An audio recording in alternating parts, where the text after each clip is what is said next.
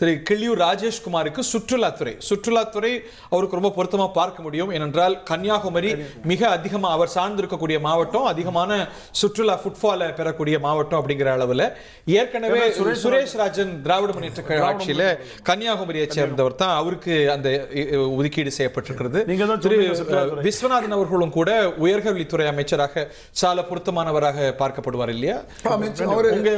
உங்களுக்கு வழங்கப்பட்டிருக்கக்கூடிய இந்த 2 இலாக்காக்களும் திருப்தி அளிக்குதா? திரு விஸ்வநாதன் அவர்கள் படித்தவர், பண்பாளர், அதில் எந்த கருத்து சொன்னாங்க. காங்கிரஸ் கட்சியில் பலராலும் விரும்பத்தக்க ஒரு மனிதர்.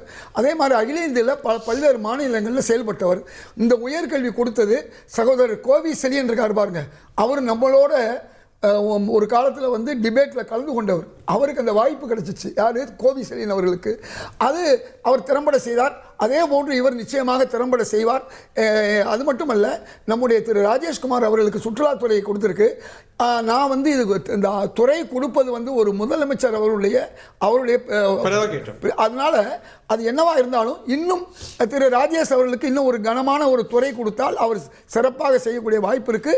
சுற்றுலாத்துறையை பொறுத்தவரை நீங்கள் உங்களுக்கு நன்றாக தெரியும், இலங்கையையும் இந்தியாவை நீங்கள் எடுத்துக்கிட்டீங்கன்னா தமிழ்நாடு அளவு தான் இலங்கை இருக்குது. அங்கே இருக்கக்கூடிய சுற்றுலாத்துறை வருமானம் என்பது ஏறத்தாழ இந்தியாவுடைய வருமானமாக இருக்குது. அங்கே அதற்கு முக்கியத்துவம் கொடுக்குறாங்க. ஆனால் இந்தியாவில் இருக்கக்கூடிய புதுமைகள், மகாபலிபுரம் மாதிரி இந்த நினைவு சின்னங்கள் எந்த நாட்டிலும் ஒப்பிடுறீங்க. நம்ம கேரளா பாருங்க, அவங்க சுற்றுலாவை எந்த அளவுக்கு ஊக்குவிச்சு ஃபுட்ஃபால்ஸ் ஊக்குவிக்கிறாங்க, உலக அளவில் பிரசித்தமா இருக்கிறாங்க. நம்ம பக்கத்தில் இருக்கிற தமிழ்நாடு பொட்டன்ஷியல் அதிகம், ஃபுட்ஃபால் அதிகம், இன்னமும் கூட அதை வளர்க்கிறதுக்கான ஊரில் இருக்கக்கூடிய அருவிகள் இல்லை. அந்த அருவிகளை இன்னும் மேம்படுத்த முடியும்.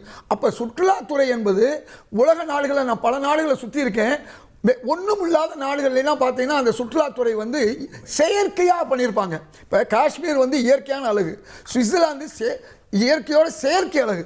அப்ப சுவிட்சர்லாந்துக்கு உலகம் போகுது, செயற்கை அழகு. ஆமா, அதே தான். ஆனா காஷ்மீர் இயற்கை அழகு, அதை இன்னும் மேம்படுத்த வேண்டிய அவசியம் இருக்கு. அப்போ உலகம் முழுக்கும் அதிகமாக வெளிநாட்டு வருமானம், அந்நிய செலவாணியை கொடுக்கிறது சுற்றுலாத்துறை. அந்த சுற்றுலாத்துறையை தமிழ்நாட்டில் மேம்படுத்தும் போது நிச்சயமாக அது சிறப்பாக இருக்கும். அதை சகோதரர் ராஜேஷ் திறம்பட செய்வார்ங்கிற நம்பிக்கை எனக்கு இருக்கு. ஓகே. அதே போல கோவில் நகரமாம் ஸ்ரீரங்கத்தில் வெற்றி பெற்ற ரமேஷுக்கு அறநிலையத்துறை, இந்து சமய அறநிலையத்துறை ஒதுக்கீடு செய்யப்பட்டிருக்கிறது. உலகத்திலேயே the largest living temple complex என்றால் அவர் சட்டமன்ற உறுப்பினராக இருக்கக்கூடிய ஸ்ரீரங்கம் தொகுதியில் அமைந்திருக்கக்கூடிய திருவரங்கம் திருக்கோவில் என்பது குறிப்பிடத்தக்கது. ஸோ அது ஒரு பொருத்தமான ஒதுக்கீடாக நம்ம பார்த்துட முடியும். அதே போல திரு ஸ்ரீநாத் தூத்துக்குடியிலேருந்து வெற்றி பெற்றிருக்கிறாரு. தூத்துக்குடியில் நிறைய மீனவ சகோதரர்கள் இருக்கிறாங்க, ஏன் அதை ஒட்டியே இருக்கிறாங்கும் போது அதையும் எப்படி பார்க்க? தூத்துக்குடி மட்டும் இல்லை, ராமநாதபுரம், தூத்துக்குடி, கன்னியாகுமரி, அப்படியே உங்களுக்கு நீரோடி வரைக்கும், கேரளா பார்டர் வரைக்கும் அவருக்கு ஒரு பெரிய செல்வாக்கு உருவாக்கிறது சார். அது சரி. அந்த பார்டர் ஃபுல்லாவே உங்களுக்கு அவருக்கு ஒரு பெரிய முக்கியத்துவமான இடம்.